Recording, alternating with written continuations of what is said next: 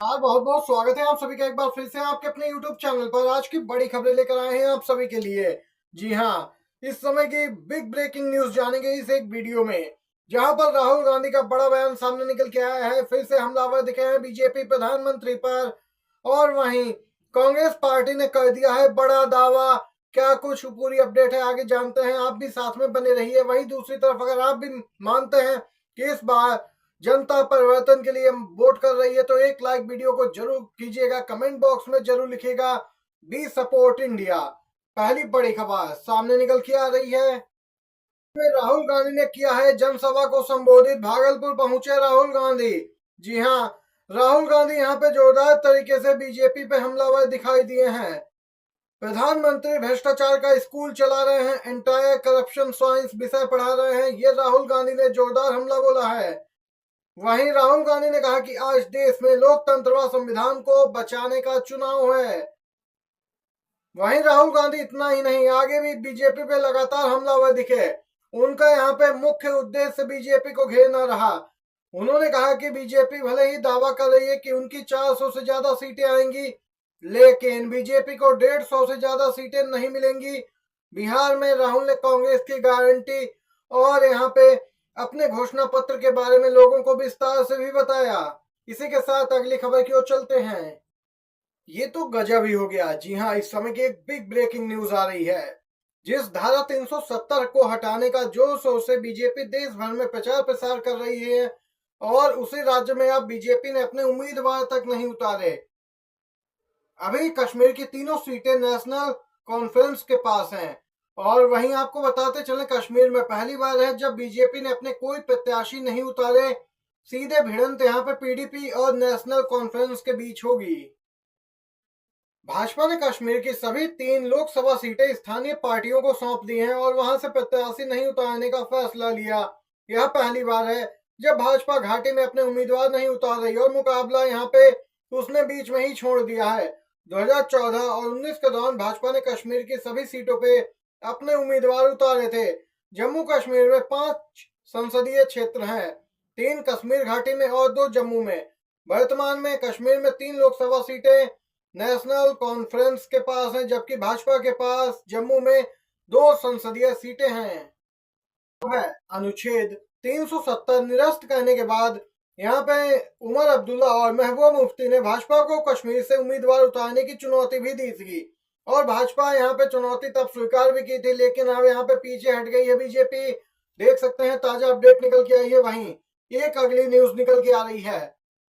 निर्मला सीतारमण ने कहा कि 2024 का चुनाव जीतने पर बीजेपी फिर से संसद के माध्यम से चुनावी बॉन्ड योजना लाएगी। जी हाँ, आपको बताते चलें, इस योजना को इसी साल फरवरी माह में सीजीआई की अध्यक्षता वाली संविधान पीठ ने असंवैधानिक और अवैध बता दिया था, इसे रद्द कर दिया था। बीजेपी नेता किस प्रकार संविधान, आरक्षण और सुप्रीम कोर्ट को खुली चुनौती दे रहे हैं, और यहाँ पे मीडिया चुप है। निर्मला सीतारमण का ये बयान सोशल मीडिया पे इस समय तेजी से वायरल हो रहा है। सोशल मीडिया यूजर्स इस पे अपनी प्रतिक्रिया भी रख रहे हैं। गोदी मीडिया मूक दर्शक बना है, सिर्फ बीजेपी के इशारे पे काम कर रहा है। सोशल मीडिया यूजर्स इस प्रकार की बातें भी कह रहे हैं, और लगातार यहाँ पे सोशल मीडिया यूजर्स की नई नई प्रतिक्रियाएं भी सामने आ रही हैं। आप भी अपनी राय जरूर बताइए खबर को लेकर कमेंट बॉक्स में। आपकी राय भी बहुत ही महत्व रखती है। इसी के साथ एक और खबर की ओर चलते हैं। को लगा एक बार फिर से सुप्रीम कोर्ट से बड़ा झटका। जी हाँ दोस्तों, 3 बार व्यक्तिगत तौर पे पेश होकर माफी मांग चुके, लेकिन सुप्रीम कोर्ट माफ करने को रामदेव को तैयार नहीं है। अब सुप्रीम कोर्ट ने पतंजलि को बड़ा झटका दिया है। जी हाँ, योग से कमाए पैसों पर देना होगा टैक्स, ये कहा है सुप्रीम कोर्ट ने। आप सभी को बताते चले, भ्रामक विज्ञापन मामले में पतंजलि, रामदेव और बालकृष्ण बुरी तरीके से फंसते नजर आ रहे हैं। एक तरफ इनके खिलाफ सुप्रीम कोर्ट अवमानना का मामला चलाने की बात कर रहा, तो दूसरी तरफ अब इन्हें योग से कमाए पैसे पर भी टैक्स देना होगा, ये स्पष्ट किया है सुप्रीम कोर्ट ने।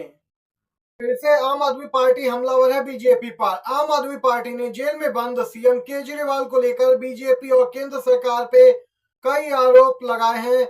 यहां तक कहा गया कि केजरीवाल को जेल में स्लो डेथ दी जा रही है। दिल्ली सरकार के मंत्री और पार्टी के वरिष्ठ नेता सौरभ भारद्वाज ने कहा कि जेल में केजरीवाल की धीरे धीरे हत्या की जा रही है, उन्होंने कहा कि हाई शुगर की वजह से वह बार बार इंसुलिन की मांग कर रहे, लेकिन इसे स्वीकार नहीं किया जा रहा। आपको बताते चलें, दिल्ली सरकार के स्वास्थ्य मंत्री सौरभ भारद्वाज ने कहा कि शुगर लेवल बढ़े रहने से नसों, किडनी, लीवर, आंखों और दिल पर ऐसा प्रभाव पड़ता है जिसे ठीक नहीं किया जा सकता। देख सकते हैं, ये यहाँ पे आम आदमी पार्टी फिर से हमलावर हुई है। सौरभ भारद्वाज ने कहा कि कुल मिलाकर अरविंद केजरीवाल को जेल में खत्म करने की बड़ी साजिश रची जा रही है।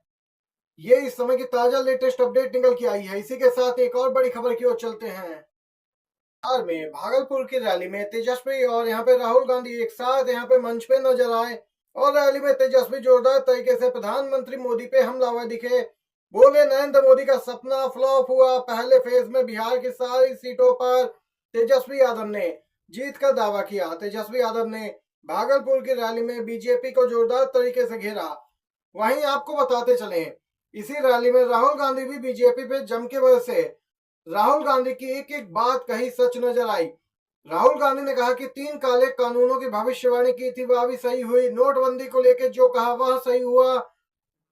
महामारी को लेकर जो यहाँ पे राहुल गांधी ने बात कही थी वह सही हुई। सूट बूट की सरकार की भविष्यवाणी भी सही हुई। चौकीदार चोर है की भविष्यवाणी सही हुई।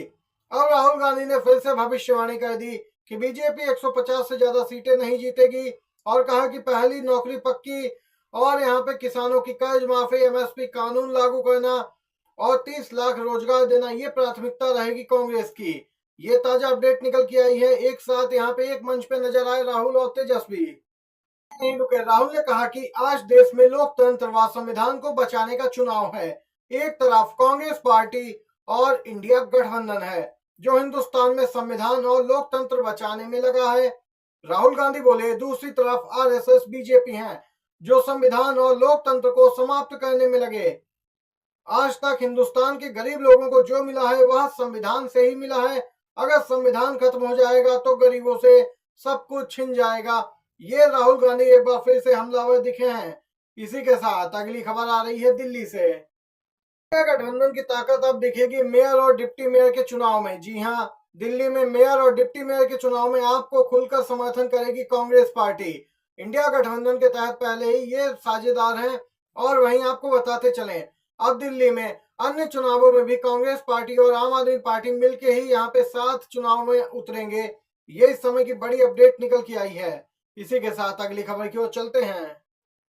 अपडेट निकल के आ रही है। जी हां, रांची में होने जा रही है इंडिया गठबंधन की एक महारैली। देश भर से इंडिया गठबंधन के नेता पहुंचेंगे झारखंड की राजधानी रांची। बताते चलें, इंडिया गठबंधन के दलों ने 21 अप्रैल को होने वाली न्याय महारैली के लिए अपनी पूरी ताकत लगा दी और इसी महारैली को लेकर इंडिया गठबंधन के दल साझा मुहिम चला रहे हैं, लोगों को तक अपनी बात पहुंचा रहे हैं। गठबंधन ने इस महारैली में 5 लाख से ज्यादा लोगों के पहुंचने की बात भी कही है। इस रैली में इंडिया गठबंधन के आला नेता जुटेंगे। राहुल गांधी, प्रियंका गांधी, मल्लिकार्जुन खड़गे, तेजस्वी यादव, अखिलेश यादव और वहीं दिल्ली के मुख्यमंत्री केजरीवाल की पत्नी सुनीता केजरीवाल, आप नेता संजय सिंह, नेशनल कॉन्फ्रेंस के फारूक अब्दुल्ला सहित कई बड़े विपक्षी नेता इस रैली में नजर आएंगे। सीएम चंपाई सोरेन भी शामिल होंगे।